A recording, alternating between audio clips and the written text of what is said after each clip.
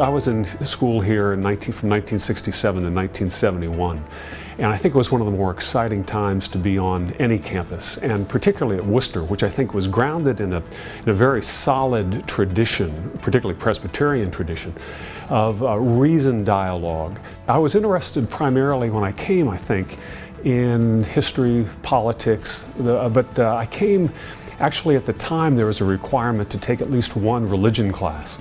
And everyone tended to object to that, but you took it and found that there were some of the best professors on campus. I took a wonderful class on the Old Testament with Dr.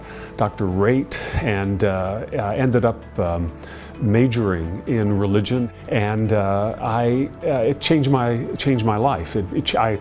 It created a background for me of kind of academic training in religion that led to eventually personal faith.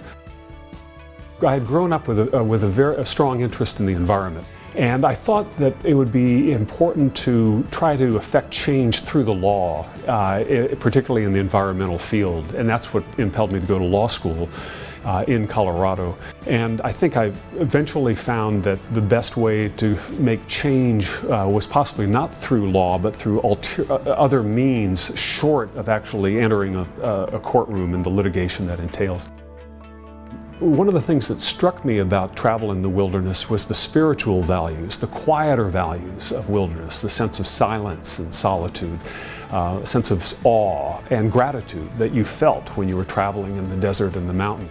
And I wanted to write about that from the standpoint of, shouldn't America's religious communities do more to protect American wilderness?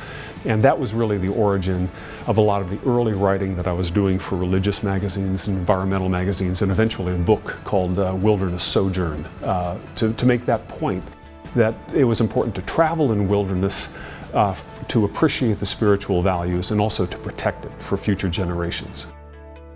Living in New Mexico and Santa Fe, where we've lived now for 40 years, having a child back in the mid-1980s who was sick, and the house did not have a reliable source of water at the time, and I wondered what would it be like to raise a child, try to keep a child healthy in a part of the world where you did not have clean water. And so sometimes you're wondering, can't we, instead of just trying to convey something through writing, can't we actually get water flowing?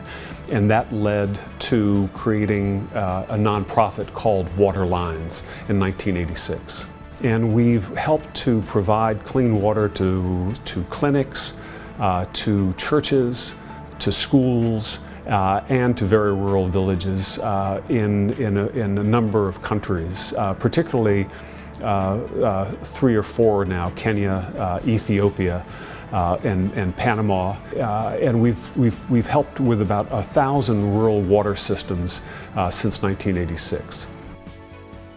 The academic grounding for religion that led to a personal faith has had huge impact. The encouragement of writing that occurred here has made a tremendous difference, and the nurturing of the social activism, and that has carried over through much of the rest of my life. And no question, there are thousands of alumni who would deserve this kind of recognition. I'm just particularly grateful, apart from the total surprise, but I'm very appreciative, and it's created a chance to come and speak more about the overall issue that I've spent the last 35 years working on, which is trying to elevate the concern of global drinking water.